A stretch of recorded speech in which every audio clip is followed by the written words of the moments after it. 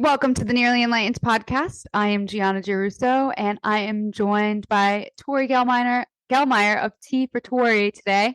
She has a marketing and business background with experience in health and wellness and sustainable industries. She has over 15 years of experience in hospitality, and now she is a mocktail aficionado. She also brings her love of astrology in, which I love. I love your new series that you're doing about addictions and Thank the you. zodiac. I literally can't wait for Gemini, which I think you just posted today is next. Next. Oh no, it's so much fun. Yeah, that one's coming next. So with it being sober October, I want to talk about that a little bit. I'm kind of having my own journey with this. I'm a fun-loving Gemini, so I I have past party days. I feel And like that's a Gemini common response. yeah, it's been a problem and part of the reason why I got into health and wellness. And yeah, this summer I I drink a little bit here and there, and I'm coming to learn I cannot. It's definitely, I think, an all or nothing mentality for me too. Like that's kind of how I am. Also Gemini moon. So there's like a social aspect to my personality that wants to be engaged with other people. And it's so funny. There's so many in-betweeners. Like I run on the spectrum of all or nothing. And so I also had to kind of evaluate my relationship with it. Um, but I'm not like somebody who's checked into AA or have had alcohol, like completely get to the point of dismantling my life. But then there's people like, I know my mom can have like one beer and that's it. I've never seen her drunk. She has such a healthy relationship with drinking. And even like in Europe, there's just a lot different of a relationship. So it's kind of crazy to see how big the spectrum can be. Yeah, I grew up with And I think I did a post on that. So there's a lot of, sorry, go ahead. no, it's okay. Yeah, I grew up with an Italian dad. He grew up in Italy, and just the mentality around drinking was always a little bit different. Like Sunday dinner from a young age, it was like, oh, you have a little bit of wine in your orange soda, and that was okay. So there was like not really a curiosity around it because it was very open. My grandfather made wine, and it was just like it was part of the culture. But then as I got older, definitely started dabbling more and like more on the binge drinking side. And I see now like I haven't my comfort show is Grey's Anatomy, and I think I've talked about this on the podcast before, but like any minor inconvenience they have, they're like in a bottle of tequila. And it's like, okay, this is like an agenda that they're pushing. And it's not just this show, it's like a lot of shows and a lot of like modern society. It's like any minor inconvenience and like, you know, it's like the mom and the wine thing, or like even now I think we're getting into it with other substances too, like weed becoming so widely available and legal in most states now. And even thinking about stimulants as like coffee, like we're starting the day with a stimulant. I think like we just have a heavy dependency on that euphoric feeling. Right. No, it's like 100,000% programmed, like you said. And when I look at it and I think about like how many times a day I'm being marketed to drink alcohol, whether that's on TV or I'm at a convenience store or I'm just out socializing or at an event, it's just like constant. And I believe that to be by design Yeah, because same. when I think about the history of alcohol and how, my background in herbalism plays a huge role in this because we were drinking medicinally. Like, I love the idea of enjoying an herbal infused elixir that's preserved with a little brandy and have it be great for digestion or be a great nervous system tonic. And we can think about how liquor is enjoyed throughout the world. We have ouzo in Greece. That's great for digestion. It's anise forward. We have wormwood in absinthe, or we have bitter lemon peel and limoncello. Everyone has their own variation of it. So there was purpose behind drinking. And yes, we have certain periods of history where people were crazy binge drinking because of the times. I mean, people weren't living very long. There's lots of disease. It was super unsanitary. People were just chopping people's heads off. Like, I understand that like people took it to another level to cope with that life, but generally speaking, by design, especially when you're in an herbalism background, like we use alcohol for medicine. Like it's an amazing extraction method. And I will always use it in like tincture form. I just know that I can't at this point in my life.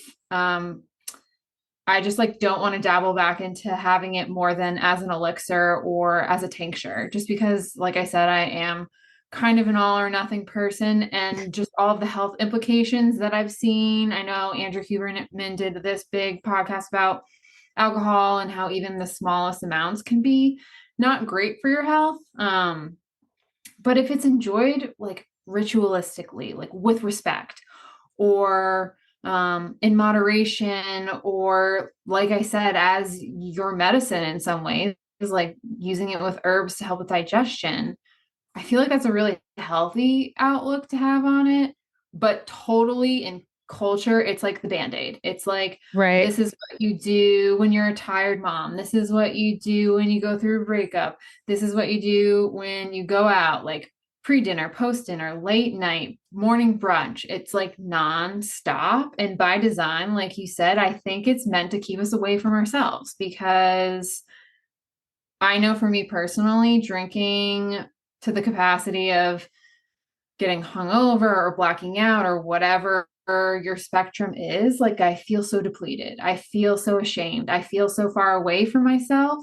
And obviously, you know, we're on the same page as each other when it comes to some of the chess pieces that are being played at large. Yeah. But yeah, I think it's by design. And the mocktail movement, I've talked about a lot, how I think it's kind of funny that everybody's getting all jacked up about it, because the backbone again is herbalism. Like before we were drinking mocktails per se, we drink herbal tonics. And that's really what herbal tonics and elixirs are. You know, because we have this boom in mocktails, especially functional drinks. And a lot of people are trying to get on this train and capitalize on it because it's hot, and come out with marketing products and use fancy words like adaptogen or nervine, and they're using it wrong. And they're putting in like a sprinkle of an herb in there that's at like a very insignificant dose to say that it's in there. So although I'm super excited about the movement, there's a lot of education that I think is missing. I also think there's a lot of people just trying to make a buck, and they need to slow down and put out something quality. And as someone who has a background in an industry that is about reading labels and understanding the impacts of the chemicals or the amount of sugar that's in a product, like we have this amazing fucking opportunity to launch like something really cool. Like the fact that everybody's eyes are on mocktails right now and people are pumping out all this crap. I'm like trying to redirect everyone as best that I can and say, hey, look, like we have the opportunity to set a new standard here. Like, let's take this new industry and get people to look at the labels and understand what's in them and educate them really, you know, intensely, so that they're not falling victim to, you know, Greenwashing and like all of the other things that marketing. happening in consumerism. Yes, I Right. totally agree with this, because something that I've noticed in the mocktail movement is citric acid is at the forefront of every ingredient list. And like the the news is out on citric acid. It's Right. not safe. It's not derived from the way that we think it's derived from. Like, yeah, if it really came from lemon and orange peels, like great, but it's a black mold product. And like that Right. is, you can look that up. They try and hide it. It's buried in there deep, but like it's citric acid is not safe. It's not good to use. So when you're marketing this as like a health drink with adaptogens and like you said, like all of these things that are meant to be good for us, but you're throwing in these other ingredients like natural flavors and citric acid, it's like you're doing the opposite of what the goal is intended to be. Right, right. So honestly, that's kind of where herbalists can really shine. I feel like there's an uprising for herbalists right now because herbal products on the whole are also trending, but specifically in the mocktail movement because companies are trying to emulate the feeling of the buzz without having alcohol in there. And that's where our herbal allies come into play. And us as herbalists know, like, we can call the bullshit. We know the right herbs to use, we know the dosage, we know how plants work synergistically. I mean, there's so much stuff happening with technology moving so fast and nutraceuticals where people are pulling out constituents of plants that give you the most effect. So I'll give you an example. Kava, which we've heard of. It's a great nervous system relaxer. It's basically a natural painkiller, non-addictive, been used forever, originates more in like the Pacific Islands, Hawaii, that kind of a thing. But it's so good for feeling like you've had a drink without actually having one. It's really full body relaxation versus something like a cup of chamomile tea, which is like soothing and a nervine, but it's more of a digestive nervine. So it relaxes somebody who might have anxiety that lives in the gut. So kava just works on the body a little bit differently, but it's potent. And so everybody's trying to capitalize on it naturally. And it has a chemical compound in it called kava lactones. And people are trying to just extract the kava lactones and inject into drinks and then throwing like L-theanine and CoQ10 and a bunch of shit in there. And I find that a little controversial because of the fact that our body needs to like assimilate something and be able to recognize it. And I think when it's in its whole plant form, that's the best way that we can do it.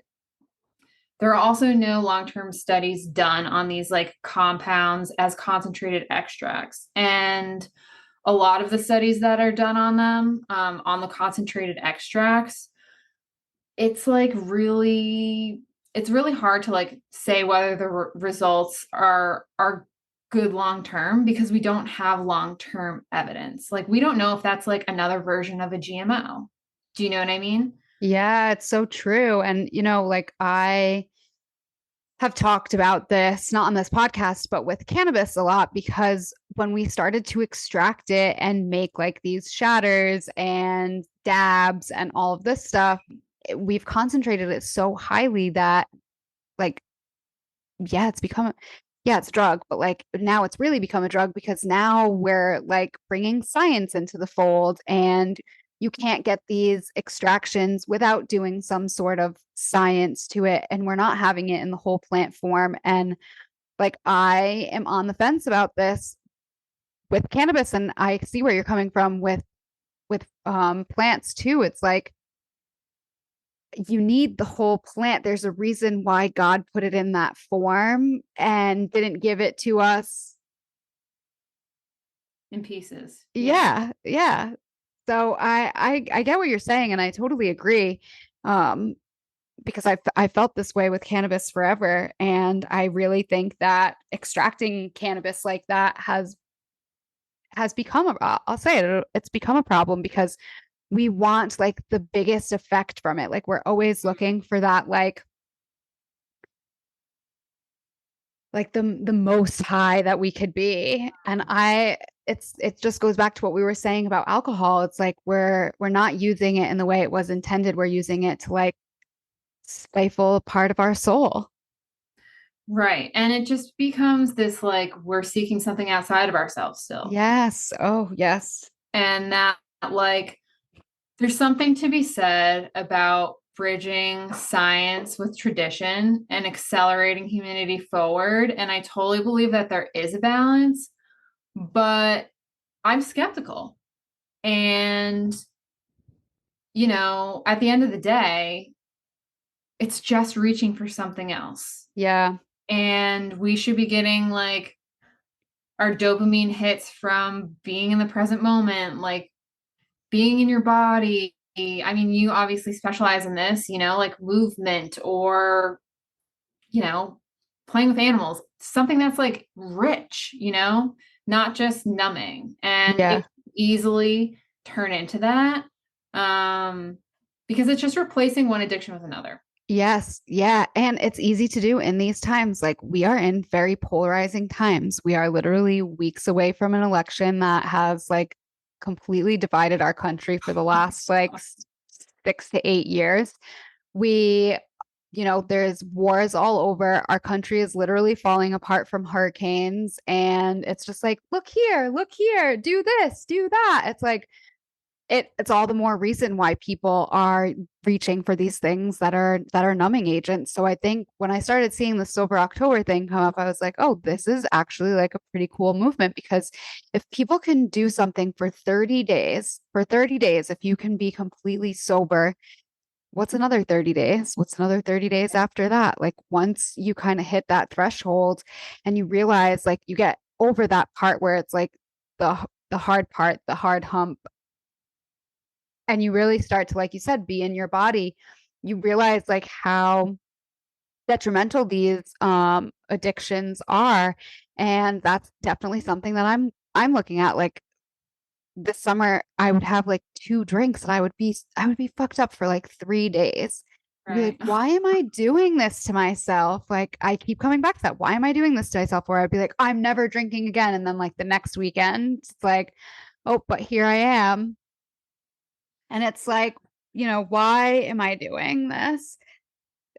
There is like a social aspect, like I said, a Gemini, and I have like once I get sucked into that social scene, there's no telling what this air sign will do.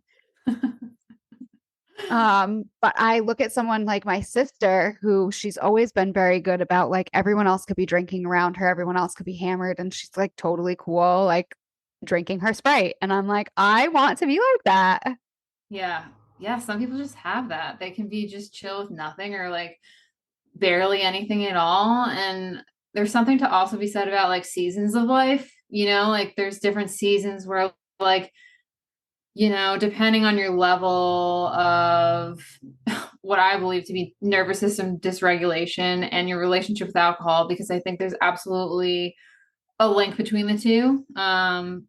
And, some people might quit for a long period of time and then establish a healthy relationship, a healthy nervous system, and be able to enjoy it in a more clear-headed way, in more moderation. Or some people just don't like it at all. Like I pretty much just won't even go back to it at this point. And maybe I do in some very calculated way, but for me, I'm like, I love that I'm never hungover. That's like the biggest thing for me. Never hungover. Like I don't have to feel that shame or guilt. And like you said, it doesn't even take that much to make me feel painfully hungover at this point. If I have like one drink, I'm off the Yeah, next day. it's like the more you clear the channels and the more like healthy you get, like you do become way more sensitive to those things. I can't have caffeine at all. Like I used to be able to do cacao.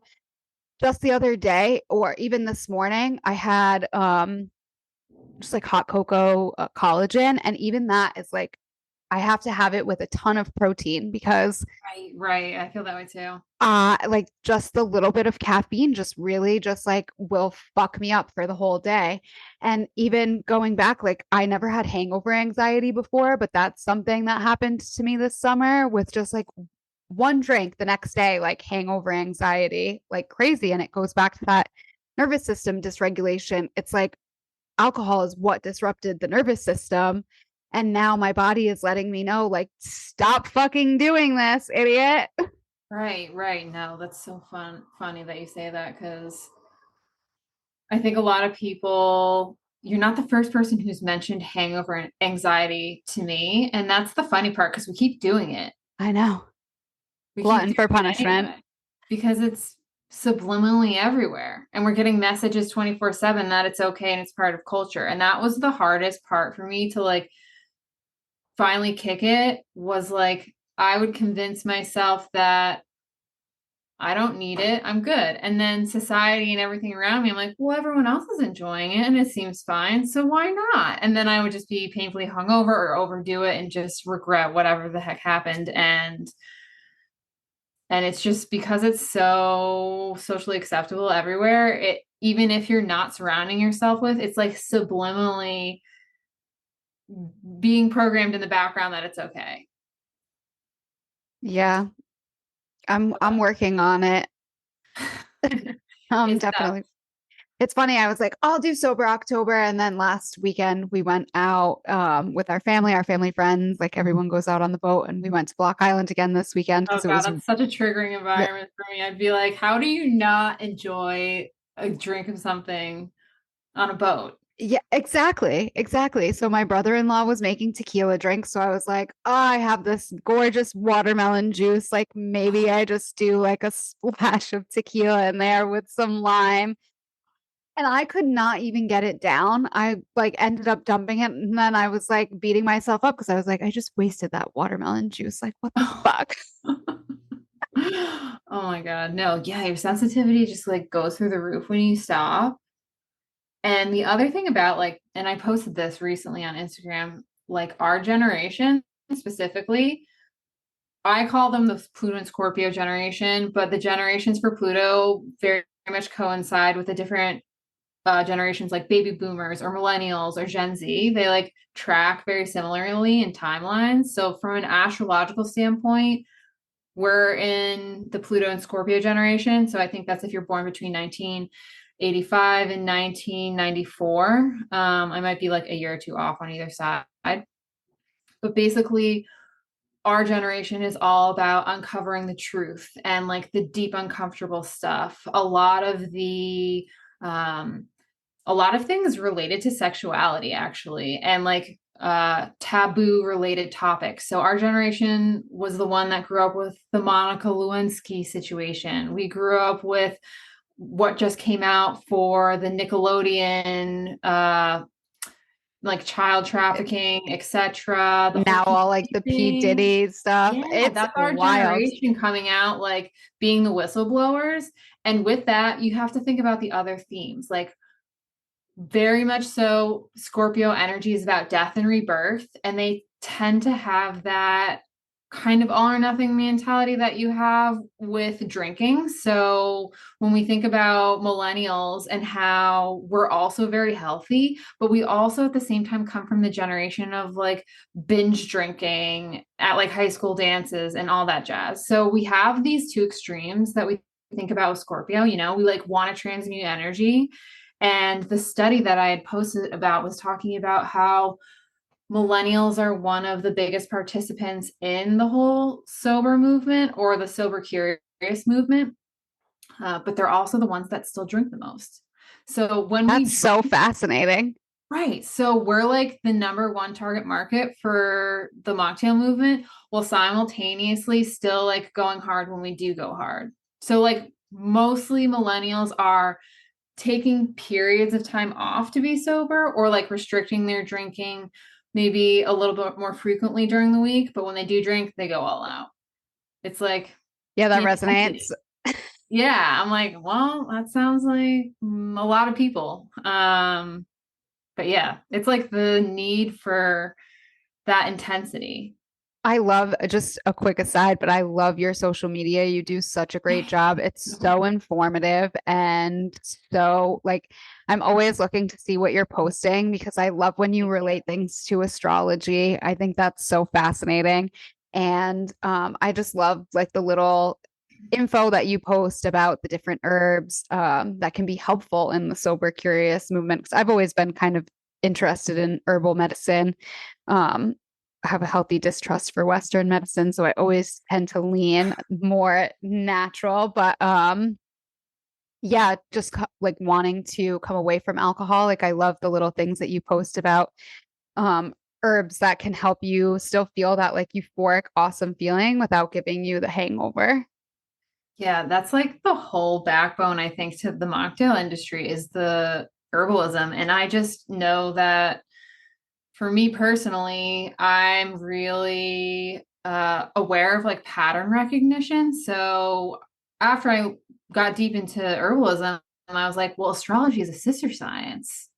And there's a reflection of the planets and the plants. So, like, for example, through the doctrine of signatures, which is sort of saying, like, how let's just say like a walnut, for example, looks like the shape of a brain, or kidney beans look like kidneys. Like the body parts are reflective of the foods that are actually good for that body part. Same thing with the planets and herbs. So, for example, Mars, it's a hot planet. It's full of iron. And then one of its planet or plant associations is nettles, and nettles are really high in iron.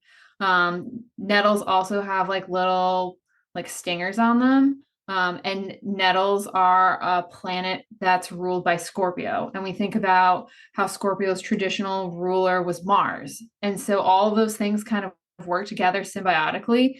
And I just love meshing them together because I think, well, obviously they're all related. Yes, this is something that we've been talking about on the podcast a lot this season is like we have compartmentalized so many things, but like we're coming back to the whole. And I think that's what yoga is about. It's about coming back to the whole, coming back to the oneness. And I think that little insights like this are bringing us back to that as well. Yeah, no, I love it. And I think astrology is also equally booming as much as herbalism. Mocktails is obviously like taking over because of the fact that there are much bigger forces behind the beverage industry to propel that forward, whereas like astrology and herbalism are booming, but like again, the industry is still quote unquote new in that we don't have like huge players like Coca-Cola, or whatever. Let's just say Anheuser-Busch, like I think bought Seedlip, but they put Seedlip on the map, which was like one of the original non-alcoholic spirits. Um, It's one of those double-edged swords where it like right, becomes more widely available, but also like it's big food, big right. drug, big pharma. It's like so you're like it's the Cringy about it. Siete chips thing. Oh, that killed me. It really killed me too. But then one of the holistic doctors that I follow kind of posted about it in a different way. And I was really, I, it was unexpected to see, but he was like, this is actually a good thing because it's going to become more widely available and yada yada. But I'm on the fence about how I feel about it. You know, like Primal Kitchen was something that I really loved, and now it's like Kraft Heinz, and you know, that's a Monsanto company. So you have to, I don't know how I feel about it. I don't I know. know. I guess only time will tell if they're transparent and you know there are other options out there. I guess Right. It's like the good balance of the good and the bad, right? So like Primal Kitchen put like an awareness of quality dressings on the map that don't have seed oils in them, or whatever their original messaging was. yeah, I think Um, it was like seed oils and dairy. They were seed oil and yeah. dairy free. And so it got people thinking in another way, which is more powerful than not having existed at all. You know what I mean? Or not having gotten the reach. But then at the same time, it's like, well, we really have to be the detectives like 24/7. Yes. We have to be aware because unfortunately, our food industry and every industry really has a lot of corruption in it in this country specifically. Like, I don't know if you saw the recent, and maybe you actually shared this post about the whole Kellogg's case where Kellogg's has, Oh, the uh, food dyes.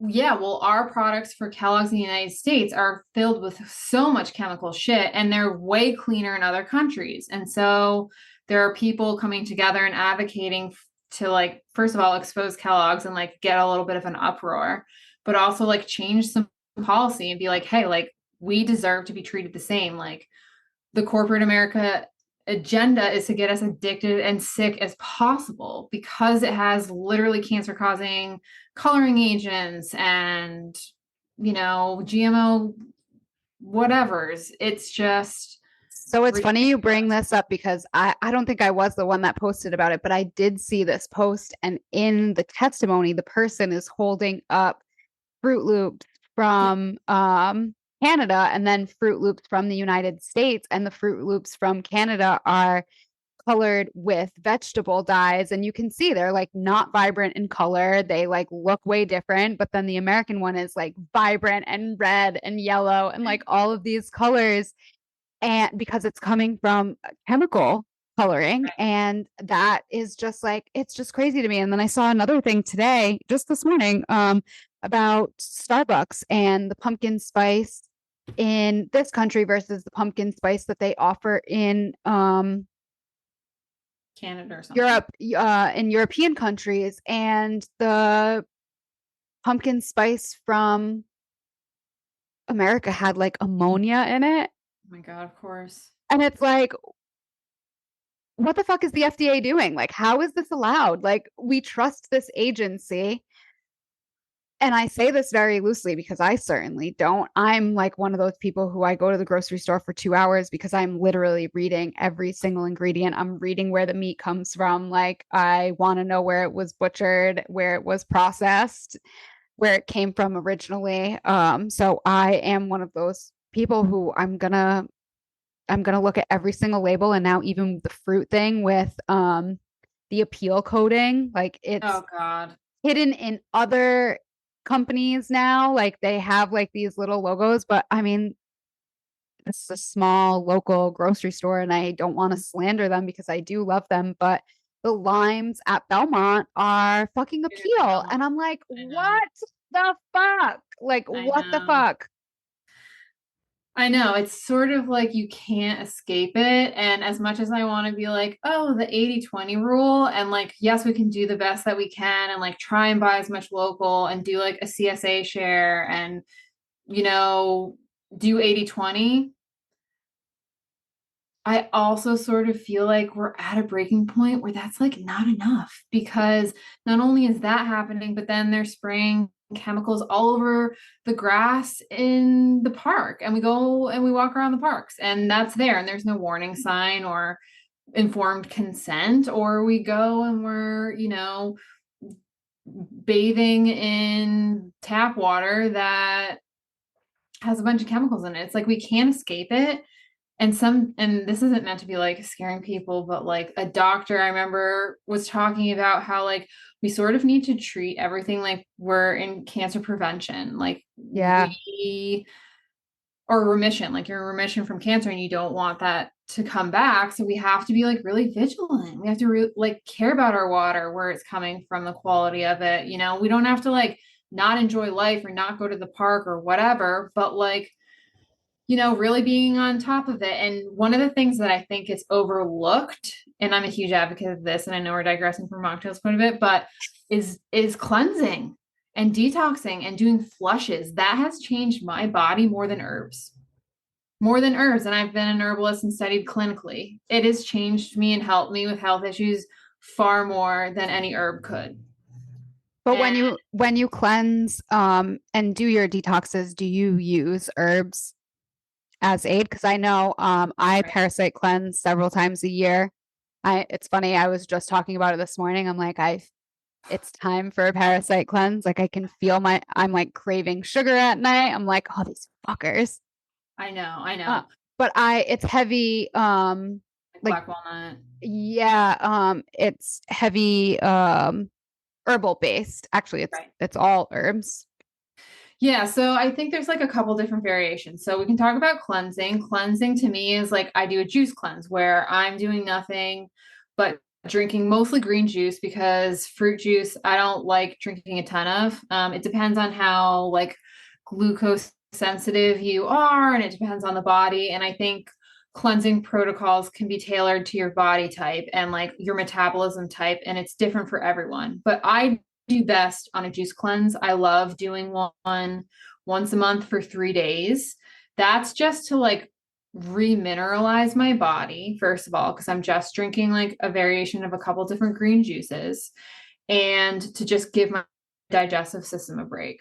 another variation on that is doing like an Ayurvedic cleanse, like where you're eating kachari every day. So kachari is like basically lentils and turmeric and ghee cooked up, and it's almost like a porridge but savory, and you're eating that every day for X amount of days. So there's more subs, like definitely more to it. Right. Like if And you you're usually someone who drink, needs to eat, that's a good one. right, if you need to eat, like that's a Because good one for.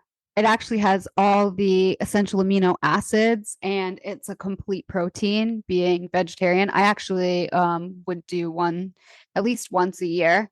And it's Right. something I always have like ready available because the spices are really nourishing as well. Yeah, and it definitely also goes with your astrological body type. I don't know if I talked about that a little bit, but like for my body type specifically, I'm very Capricorn. There's a couple different like ways you can look at that in your chart. I love Judith Hill. She is like my go-to for medical astrology, and she has a bunch of different books. And she talks about how depending on certain placements in your chart and your like astrological body type, you might need different things. So for example, like we could say the person who might do an Ayurvedic cleanse, who might need more food, might be like a Vata body type in Ayurveda, and they might be like very Gemini or very Virgo, where there's a lot of air in their chart. So there's a lot of crossover between those. Um, and yeah, so those are like the two like opposite ones. I also think about people who go do just like a raw cleanse where they're just eating raw foods. Again, I think that depends on the strength of your digestive system, because it does take a lot to break down raw vegetables. Or people who do like a detox. So I've done detoxes where I've gone basically away on like a retreat for that, because you're out for the count. And that's sort of a combination of cleansing and like uh it's like, Fasting. yeah, so It's that intense. that's where I did the gallbladder flush. Oh, uh yes. I remember you talking about that. Swear by the gallbladder flush. It is like, for anybody who has like gallbladder issues, you have to be a little bit more considerate about how you go about doing it, in case you are susceptible to like bigger gallstones. But it makes my memory so clear, and it's like one of the best things that I've ever done for my body. But That's how I again, feel about the parasite cleansing.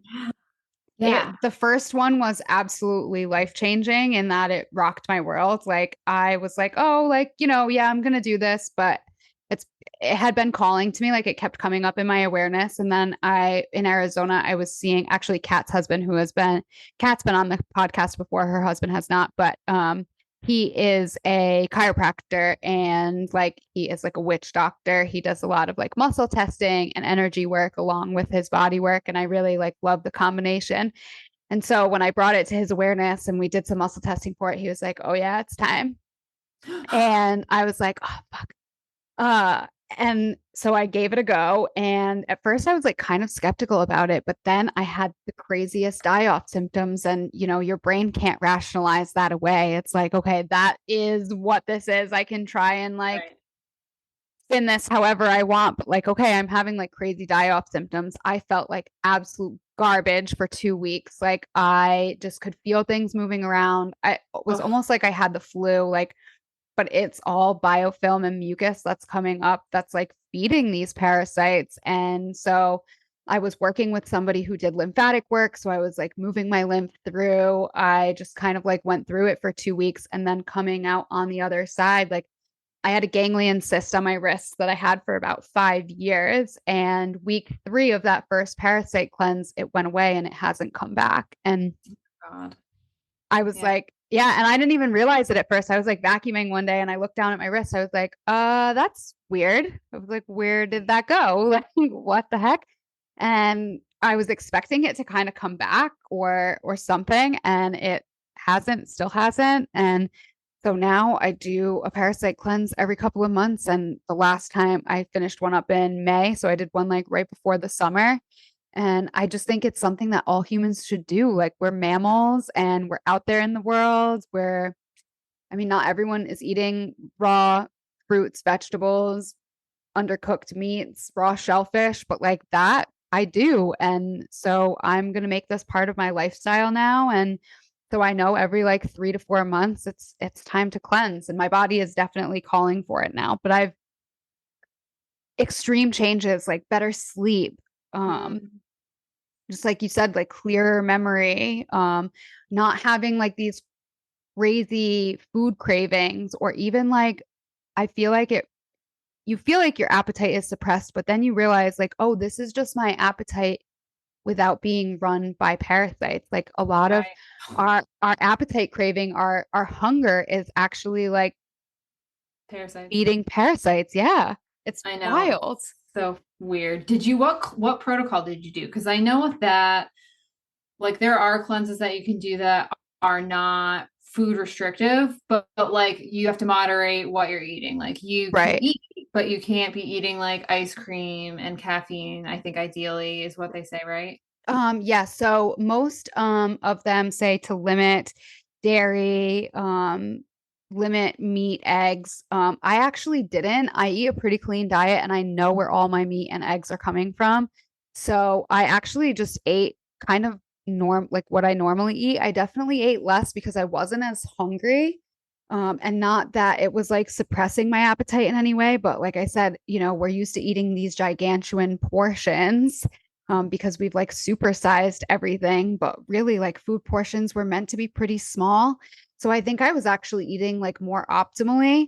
But yeah, no sugar, no processed foods, just like very clean, organic, local if you can. But I think like honestly, I think you don't even have to do that. Like we're gonna be reinfected by parasites, and that's not to, like you said, scare anyone, but that's just like the reality of being a mammal. Um, Right. And that's what we used to do like in originally like Yeah, well, when you all mentioned wormwood, like wormwood is one of the ingredients in, absent. um, yes, in absence, but also in parasite cleanses. Like a lot of the herbal parasite cleanses have wormwood in them. Yeah, like we were supposed to have that, like, or like fresh herbs on our food, like cooking them with fresh herbs, not like dried McCormick shit. Like, that's not Right, going to cut it. Like, right. medicinal strength, fresh herbs out of your garden, cooked in like a stew for chicken, has an anti-parasitic quality to it, which we Yes. don't think about. And so, No. because we're not eating like that, our food is not medicine unless we're going out of our way to make that happen. So, Yeah. again, like you said, not meant to scare anyone, and that, like, the whole anti-cancer protocol, but like, I think the cleansing or the detoxing or the parasite eliminations are super important. And if those are something that people are incorporating more regularly, we can loosen up a little bit more in what we eat. Do you know what I Yes. mean? Yes. Yes. Oh my God. Yes. I'm like championing this. And that's something that Dr. Jess Petros, that's how I learned about parasite cleansing was through her work. And that's what she says. Like once we empty out the toxin bucket, like we create a higher threshold to handle these um, outside like contaminants.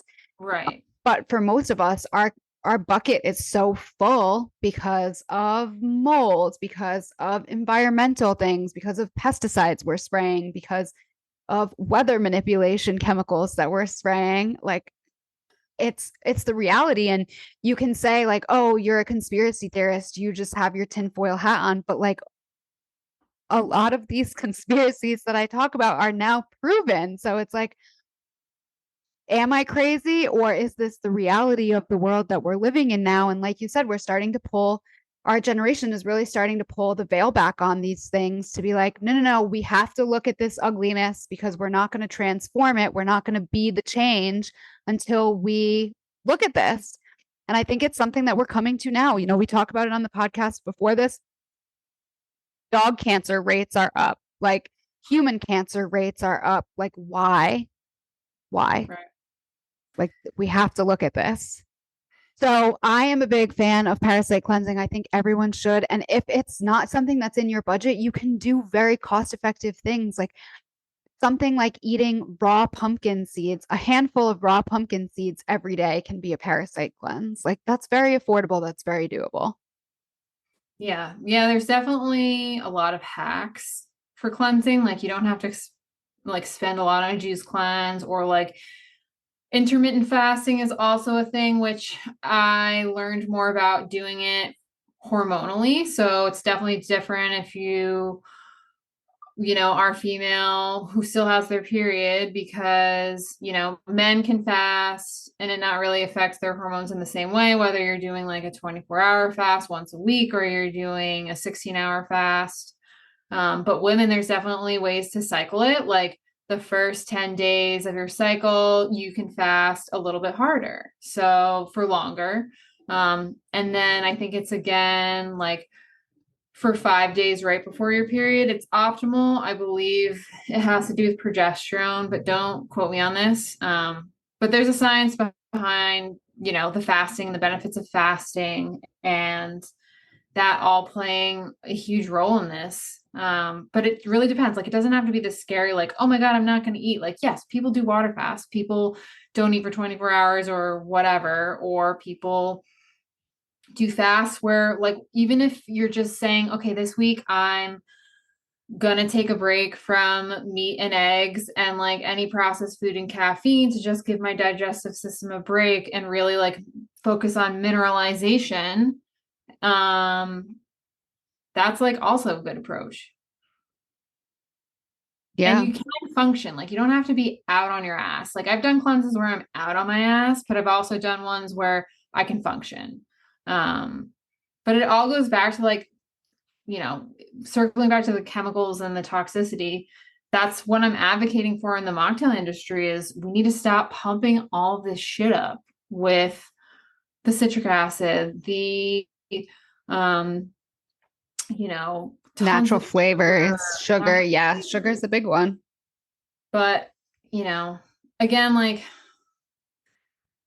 you have to take the good with the bad. It's about the balance. I usually recommend more products that are actually like made by herbalists to put into drinks to make your own drinks. Or like obviously taking my classes where we just learn how to make drinks from scratch with our own like herbal infusions. But most of the mocktail products out there right now, I don't like. Yeah, I Have agree. you I tried any?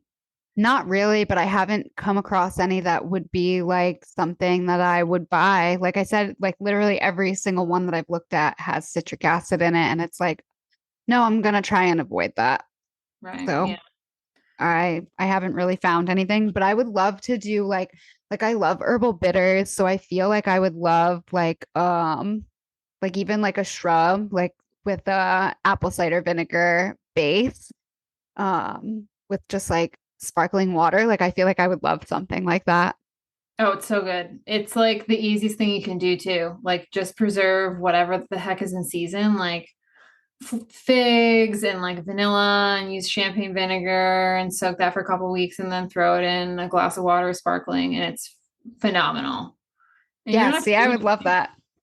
Yeah, it's like effortless too. It's like the easiest stuff is like, or throw in herbs, like customize it for you. If you're like, okay, I need something for hormonal balance. Maybe I'll add a little raspberry leaf or peony root in that or something like that. You can make it tailored and medicinal essentially to yourself, which is so cool for herbalism. I Uh, think, yeah, it is cool for herbalism. And like even how you've posted about herbs that can kind of give you that like that but so like the same buzzy social euphoric feel. Like I'm all for that. Like when I lived in Florida and when I lived in Phoenix, there were kava bars there. yeah, I never went to one, but I would be so curious. I know they can kind of get a rep because they're a little bit, I don't know what the word for it is. The same sort of stereotype that goes with herbalism, where everybody thinks like herbalists are just sort of like crunchy and a little bit patchouli smelling and don't really have an aesthetic. And it's just like everything's recycled, repurposed. I think a little bit of that happens with kava too, where people think it's going to be like a smelly, dirty hippie situation. Um, but kava, yeah, it's been popping up everywhere. Not in Rhode Island, obviously, because we're Rhode Island. Always a little behind on the times. Well, and I feel like the alcohol culture here, like the alcohol bar scene, it's very prevalent. I mean, Yeah. this goes back now, but like I feel like we were at the forefront of the Jersey Shore days. Oh yeah. Oh my God. And that really just hasn't gone away. It's just evolved. We're in our 30s now.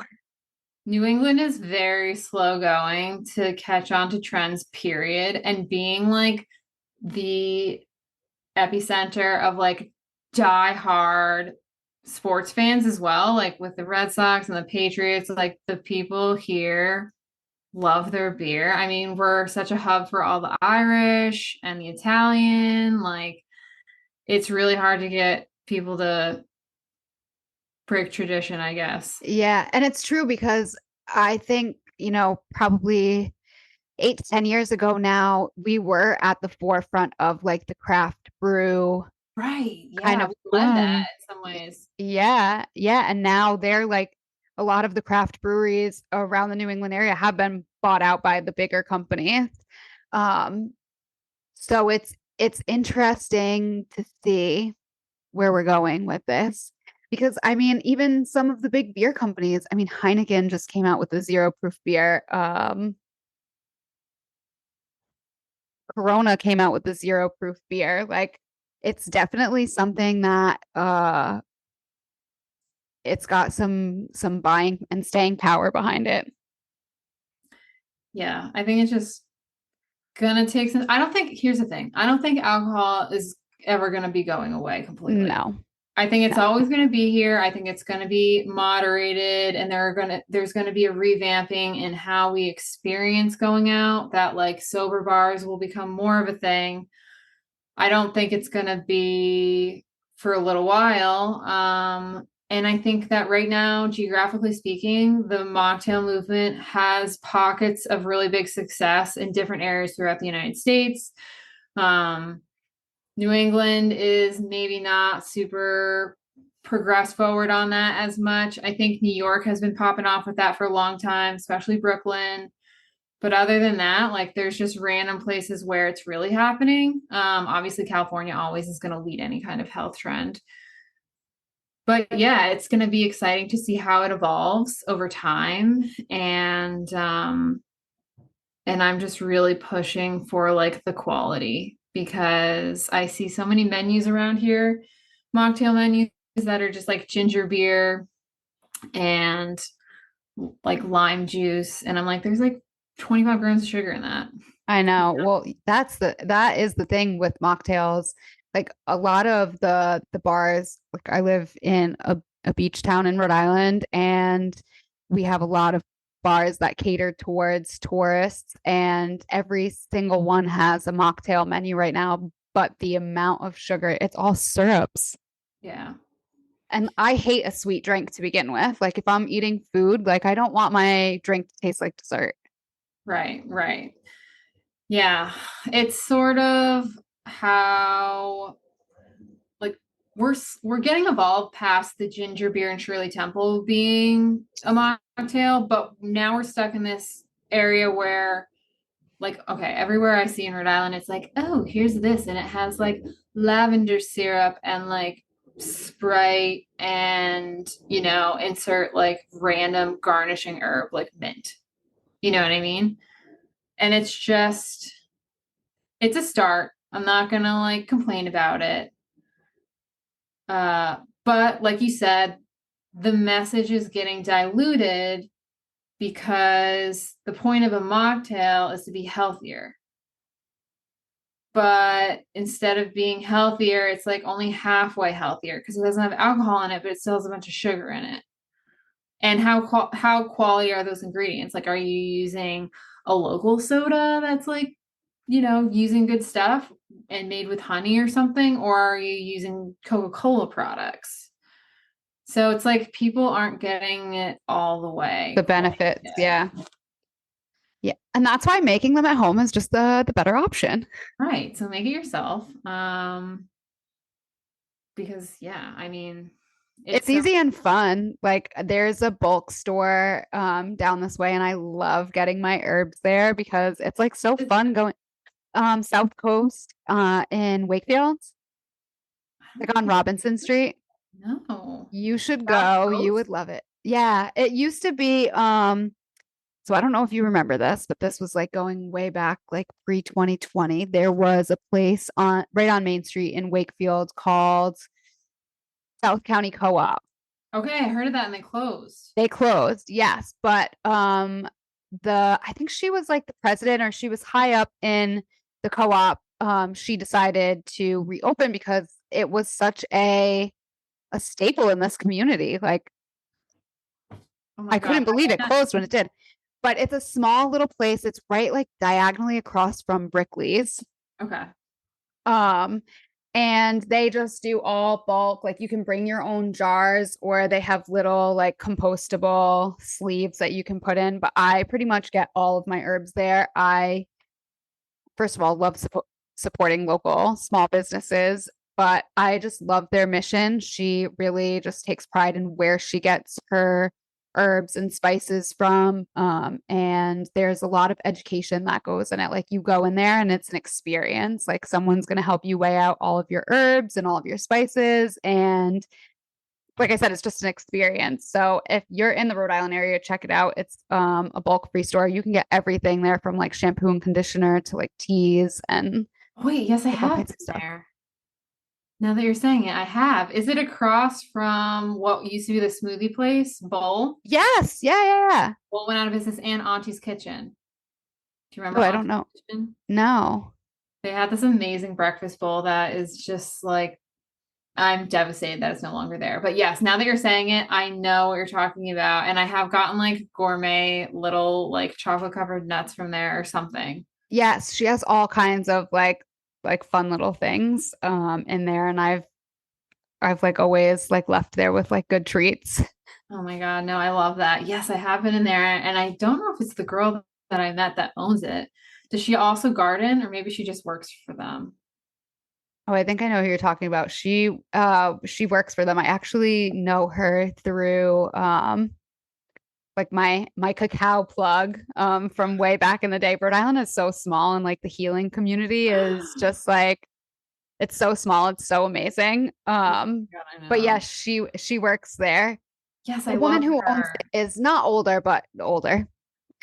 Okay. I know what you're talking about. Yes, I need to go check it out again. Yes, she has like she just has great stuff in there. And like I said, there's a heavy emphasis on education. Like when you're in there, you just like meet like-minded people and they want to know what you're doing. And actually I learned about shrubs from that place. So just like conversation I had in there.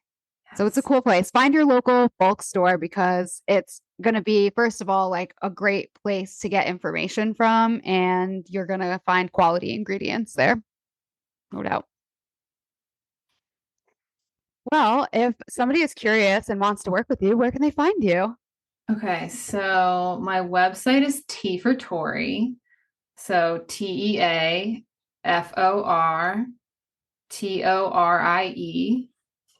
.com, or my Instagram handle is T for Torie. My TikTok is T for Torie. Pretty much And all my social media is T for Torie. definitely follow on social media. You post like the most amazing content. Like I always find myself screenshotting your like your Yes, stories or it's such an honor. you posted about this herb for eye health like a couple like maybe last week or the week before and I like screenshotted. I was like, I have to go get this herb. Oh my God, I love that so much. No, it's a labor of love. I put a ton of effort into my Instagram and curating something that's like really gonna help people. Yes, and you have lots of online classes that are Yes. pre-recorded or you do live classes all the time. So Yeah. definitely check that out if you're interested in the herbal movement or you want to make your own mocktails. Yeah, I just did. I totally forgot. I just taught a sober October mocktail class. So we learned about herbs that give you a buzz without the booze. So we talk about different herbs that help give you that relaxation. And I did that as a pre-recorded class so people can purchase it anytime and watch it as many times as they want. It comes with actually 3 mocktail recipes and we make one mocktail together, and then we talk a lot about different herbs to kind of take it to another level. I also have a free ebook when you sign up for my email list. And I also include 10 herbal based non-alcoholic drink brands that I recommend because I'm super picky and I will only recommend the best to people.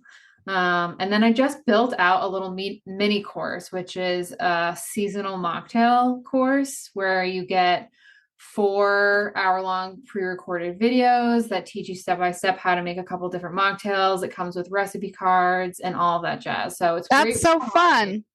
Yeah, it's a bunch of holiday recipes too. I think I do like a sugar cookie mocktail on there, something that's like fun that you could also give to your kids, like an elderberry based one that can be kind of like a champagne style drink, but it's good for prep for holiday.